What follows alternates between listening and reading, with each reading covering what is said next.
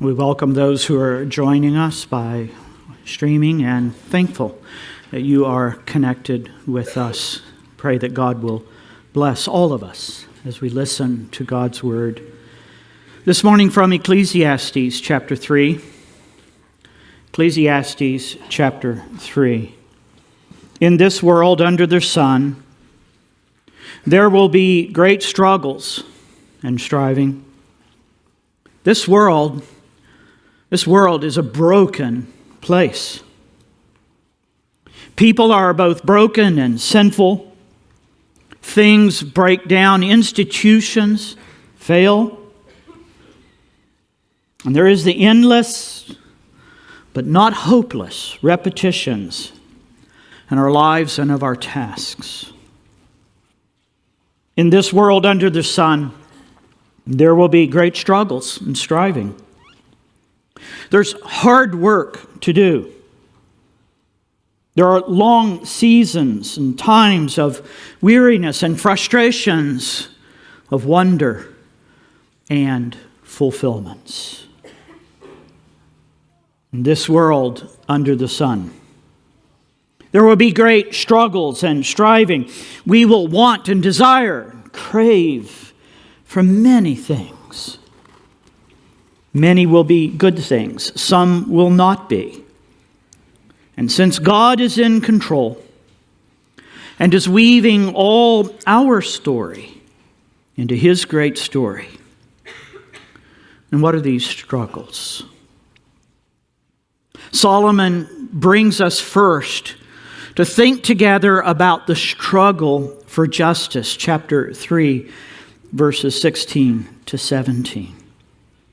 He writes, "Moreover, I saw under the sun that in the place of justice, even there was wickedness, and in the place of righteousness, even there was wickedness. I said in my heart, God will judge the righteous and the wicked, for there is a time for every matter and for every work." Notice this begins in the corruption of justice, verse 16. In the place of justice, there is wickedness, he writes.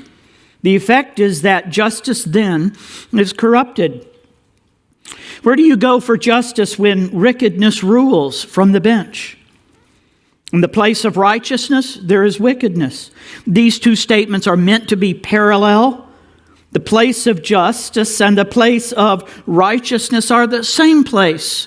Here, righteousness doesn't mean what we think of in salvific righteousness. He's talking about the rightness of law and of the right use and application of law. The law and legislation should be applied rightly so that people can have justice. But wickedness has filled the place where justice and law and righteousness should hold sway. And what happens? Well, when there is no justice, then the innocent are vulnerable to false charges. The law was designed to protect the innocent. The Mosaic law had strict measures to determine the truth of a charge and tilted justice towards shielding those who were innocent of charge. And when there is no justice, then victims have little or no recourse. The law will not serve them well when judges are corrupt. In almost every nation where legislation and law is important, law will only benefit if justice is properly served. When there is no justice, the guilty are not punished.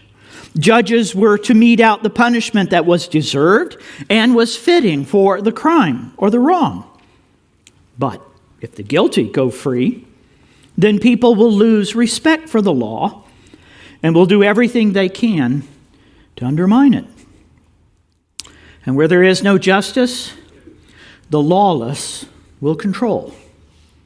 They may not have direct control, the levers of power, but they will live without the proper fear that restrains behavior.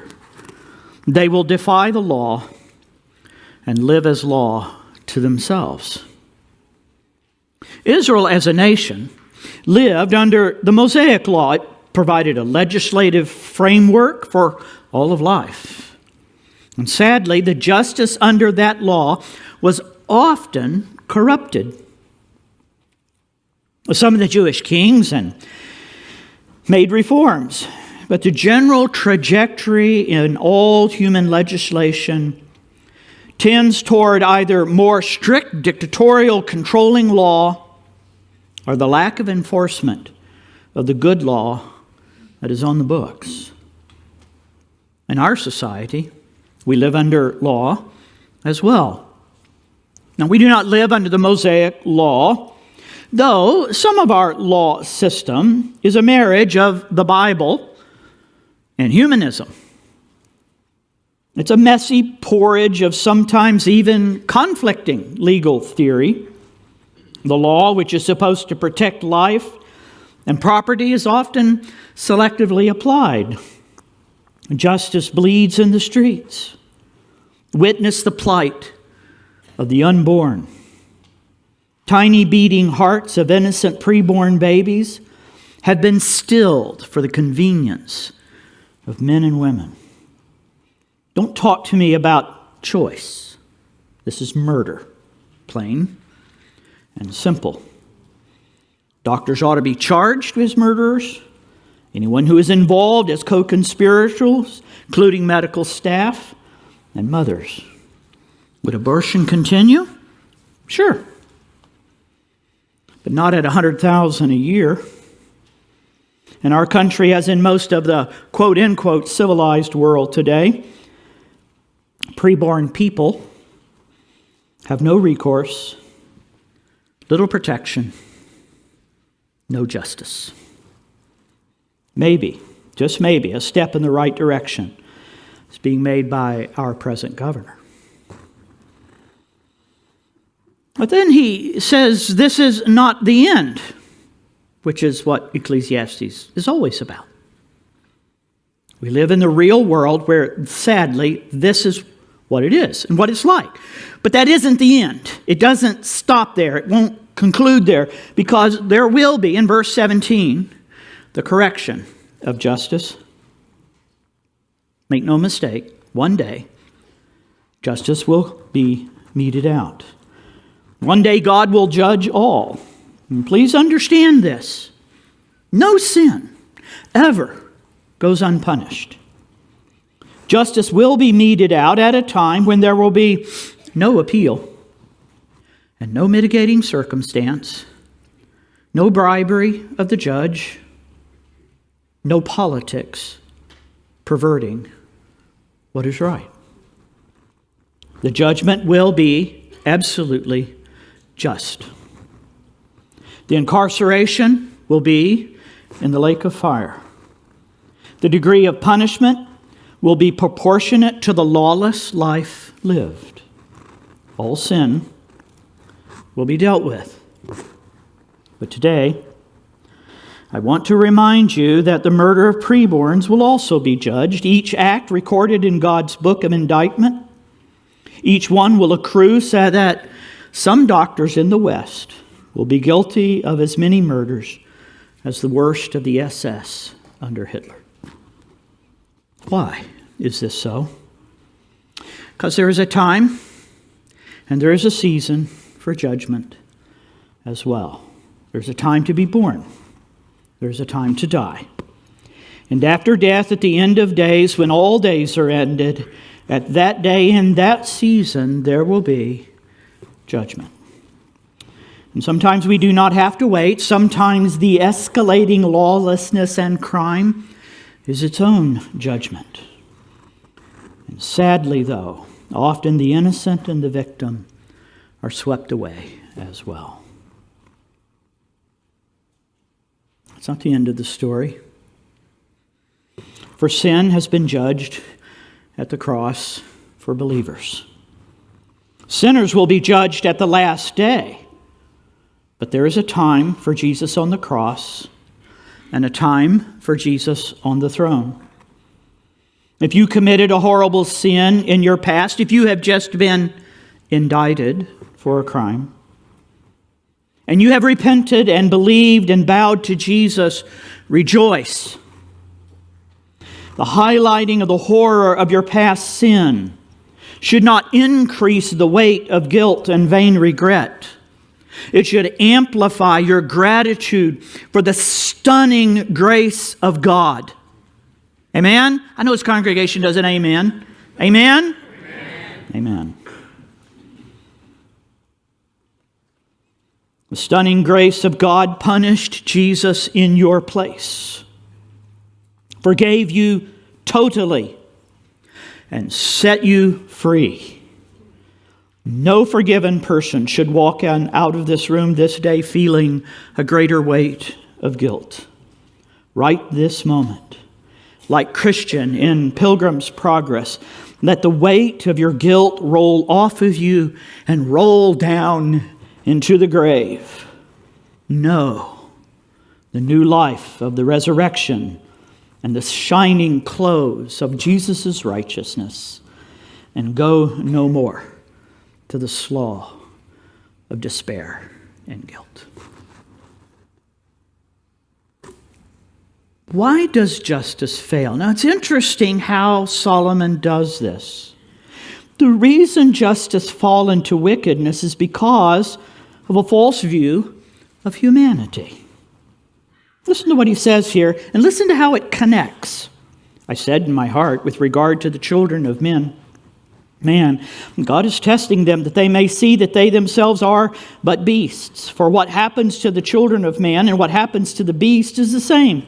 As one dies, so dies the other. They all have the same breath, and man has no advantage over the beast, for all is vanity. All go to one place, all are from the dust, and to dust all return. Who knows whether the spirit of man goes upward and the spirit of beast goes down into the earth? So I saw that there is nothing better than a man should rejoice in his work. That is his lot. Or who can bring him to see what will be after him? Now notice there's a false assertion here. Solomon says in his heart what other people are saying in theirs. The perversion of justice happens because people believe there's no essential difference between humans and beasts. There's no difference in the quality of being. The aim of this test that God is doing is to show man that he is acting like beasts. We see more and more how depravity degrades people's conduct to the simple level of the beasts. Why do they think that? Verses 19 through 21, because they've misinterpreted some facts. First, beasts and people, their death is the same. They observe that the death of beasts and humans is simply alike. Both die, decay, and return to dust. So, since that's true, there must be no real difference in the essence. If we are but upright apes, then the death of beasts and persons is just the same kind of death. They also observe their life is the same. Beasts and humans breathe. The physical life seems to be experienced and sustained the same way. There doesn't seem to be a real difference in their life force, their animating power. So there must be no real difference between me and my dog. Their end is the same, verse 20. It appears to unbelievers that beasts and humans have the same end. They die and they become dust. No beast lives forever. No human lives forever. And since neither live forever, then they must be the same. And their destination is uncertain, verse 21. The unbeliever observes that beasts and humans have personality and animating spirit.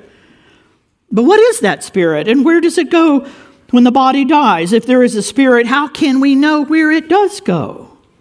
Are the claims of the upward rise of human spirit and the downward fall of beasts, is that reliable?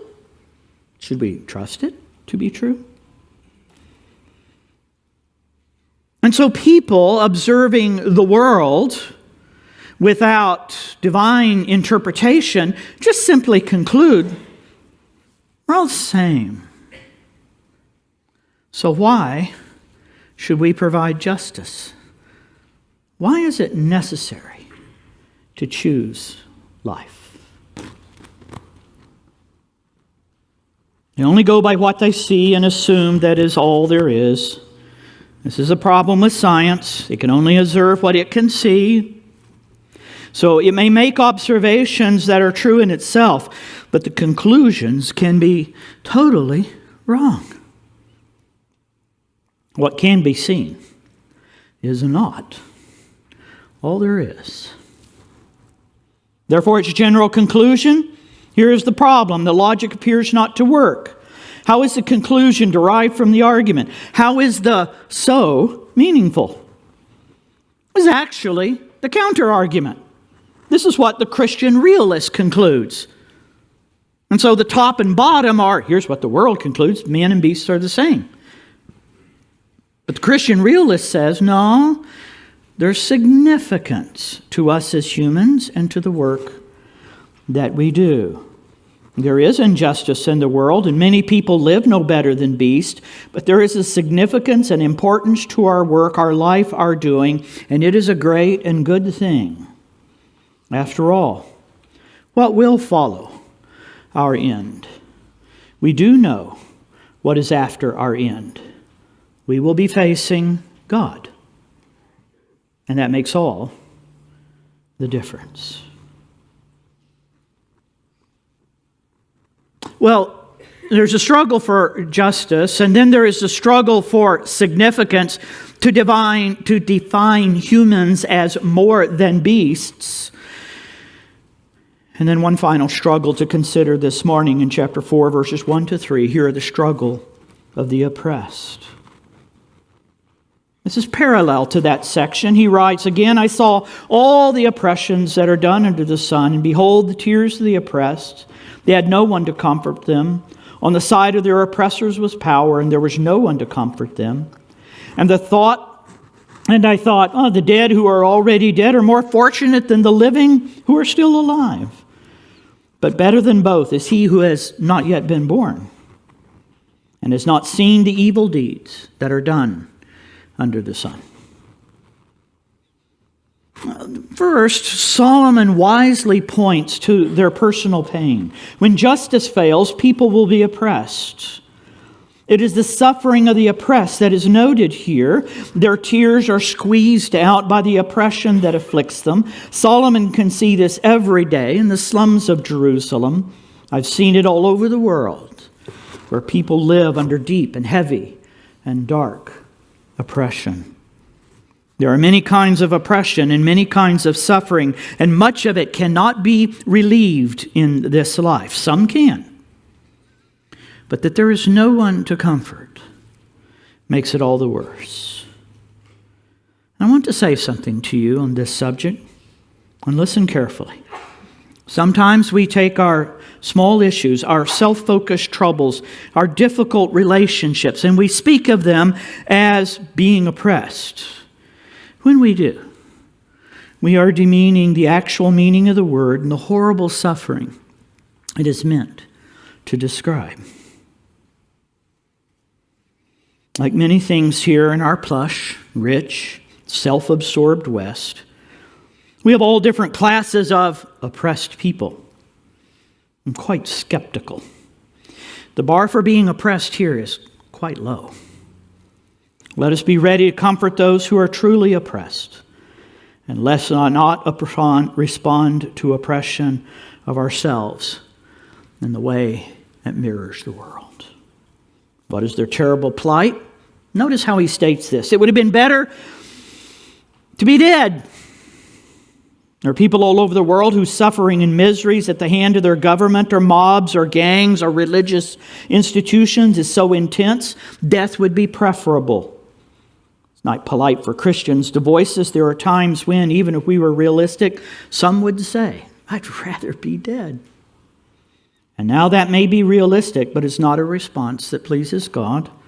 Moses and Elijah came to a point like this. They thought they were oppressed. They weren't. But their isolation and burdens were so heavy and their thinking so unbiblical that they were willing for God to slay them. The tragic conclusion, verse 3, better are those who had never been born, he says. It's interesting to me how these two sayings have come into our common speech. We say that, right? This is going to happen. It'd be better for me to be dead. If this were happening, it'd be better for them to have never been born, right? Those are two Ecclesiastes statements. They are two human statements. They are two very realistic experiences of life. But it is a common human sentiment when contemplating suffering under oppression. But to say in this season of life that we'd be better to be dead, that it would be better not to have ever been born, is ultimately to speak against God. The essence of these struggles is between whether we will live for others or whether we will live for ourselves. When our life is about self-pursuit, we are doomed to depression. There is no finding oneself in the search for oneself. We are truly greatest when we lose ourselves in others. Let's be glad for the struggles of life. They will wean our souls from deep holding onto the world. They will point our eyes to Christ. They will cause us to long for eternity. And again, let me remind you pointedly that those of you who have had or have had someone get an abortion do not carry the load of guilt or vain regret. If you have repented and you have asked for God's forgiveness, you are forgiven. Period. Relish the forgiveness God grants in grace. Do not tarnish the bright jewel of God's loving forgiveness by running it through the mud of your false guilt. Today we are in a great struggle, a struggle for the unborn. They have no voice of their own and few to defend their life and their cause. Today, abortion is legal and real. In our country, it is not moral. It is a great tragedy all over the Western world. We stand against it. We stand against abortion. We stand with women who are willing to be helped to become mothers. It is my privilege this morning to introduce Tiffany Seifman of the Miami Valley Women's Center. We have asked her to come and to share about the work and ministry there. I've basically asked her to close my sermon. Tiffany?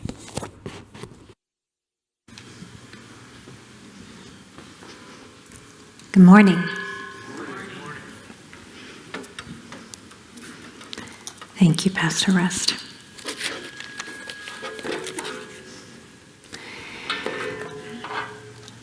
I love how God uses His Word to couple truth and grace. Well, I am Tiffany Seifman, Executive Director for the Miami Valley Women's Center, and God called me to advocate for the unborn when I was in my early 20s. I recognized then there was a problem so big. How could one person, possibly contribute to the solution? The problem is that in 1973, since 1973, over 60 million lives have ended to abortion. It's such an overwhelming number. In 2017, in the state of Ohio, 20,893 abortions were documented. And of those, 2,339 unborn lives ended in Montgomery County. A big problem requires a big solution. Or does it require a sovereign God who calls men and women to stand in the gap to advocate for the cause of the unborn? At the Miami Valley Women's Center, we serve women who, upon their visit, indicate to us that they are considering an abortion. And we provide information about adoption, parenting, and the facts about an abortion procedure based upon the trimester of a woman's pregnancy. We provide her an ultrasound, so after she's heard this information, she can see a visual of the life inside her. At 21 days, the heart begins to beat, and through ultrasound, we can detect the flicker of a heartbeat as early as 5 weeks, 5 days.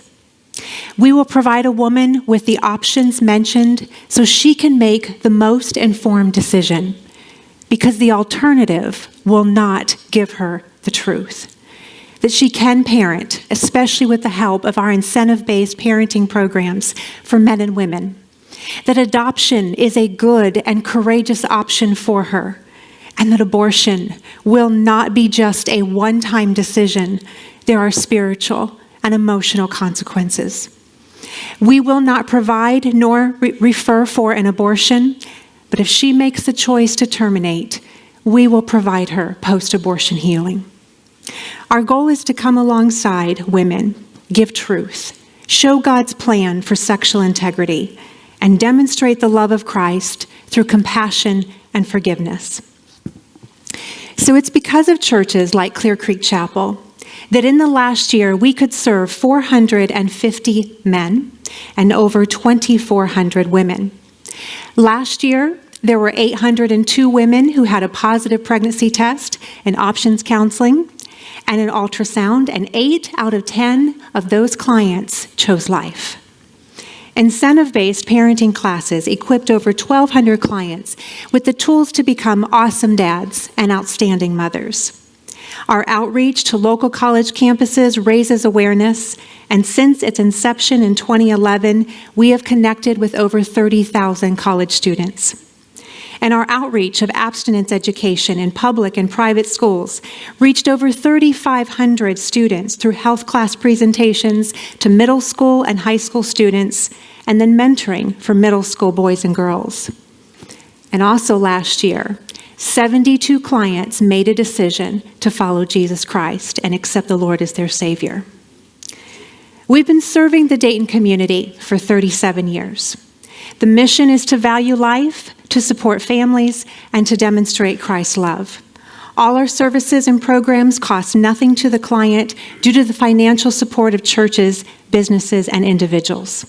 We will not accept government or state funding so we can freely share the gospel. Research shows the primary way to reach a client before she schedules an abortion is through online advertising. Dimesha found out about the center on Google after searching women's clinics in Xenia. When she came for a pregnancy test, she was very nervous about her family's reaction if she was pregnant. She was about to start her first year of college and afraid to let down those who were closest to her. She planned on a career, becoming successful, getting married, and having children later in life.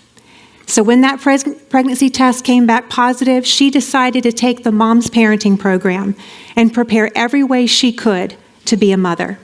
She graduated from the program, recommitted her life to Jesus Christ, and in her words, she says, "I don't know what I would have done without the staff of the Miami Valley Women's Center."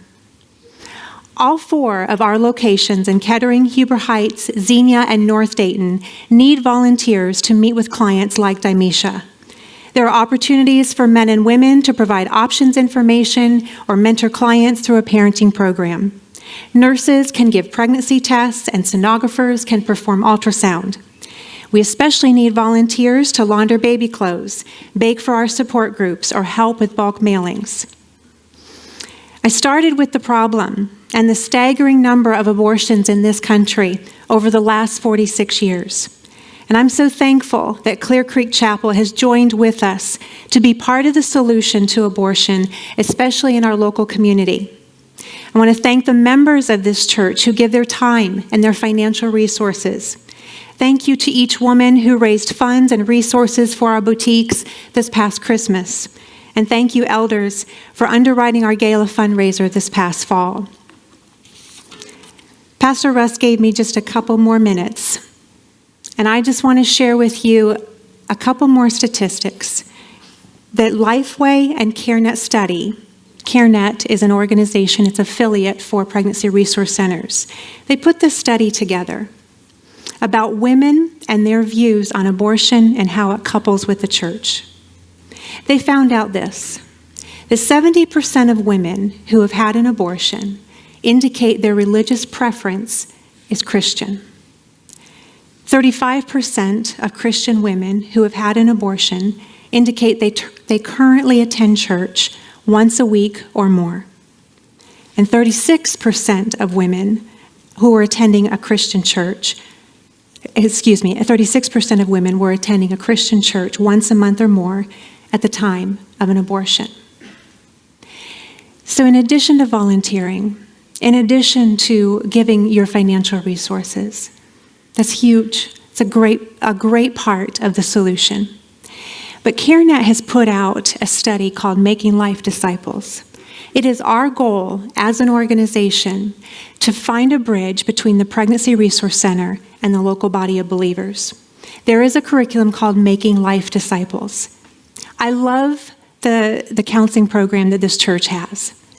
Imagine if there was another tool that would equip members of the church to know how to help a man or woman who's in the church with an unplanned pregnancy. Imagine if there's a tool that would help and equip members of the church to know how to support a man or woman who had had an abortion. That's what Making Life Disciples will do.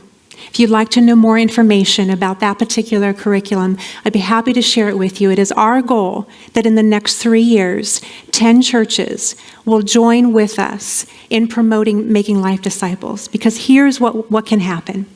If we know of churches, 10 churches in the local community who have done Making Life Disciples, and they have literal life disciples in their church who are ready to support men and women in an unplanned pregnancy or who are post-abortive.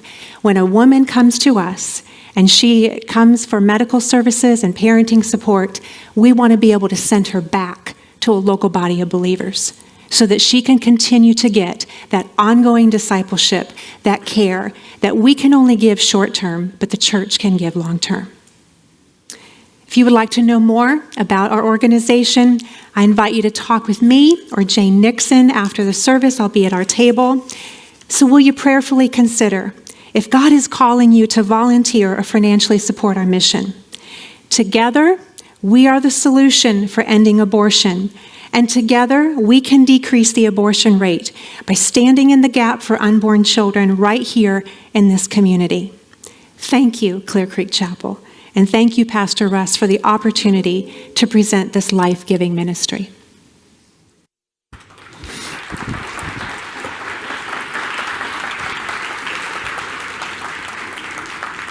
I invite you to stand with me. Our Father and our God, we are reminded that we are fearfully and wonderfully made. We are fearfully and wonderfully made at your hand of design and in the moment of our conception and in the duration of our lives. We are fearfully and wonderfully made for your glory and for our good. Let us never, ever forget that. We praise you for your grace. We call on you that we would stand when and where and how we can as your people for what is right, for what is just. I pray that you would be pleased in some way to move, at least in our state, if not in our country, to overturn this horrible injustice. We thank you that we can live and walk with each other and in the world in righteousness and holiness. We ask that you might preserve that for your glory. Again, I ask that no one who's heard this morning will go away burdened down by guilt, but that they will hear the wonderful message of forgiving grace and let it wash over their souls. In Jesus' name.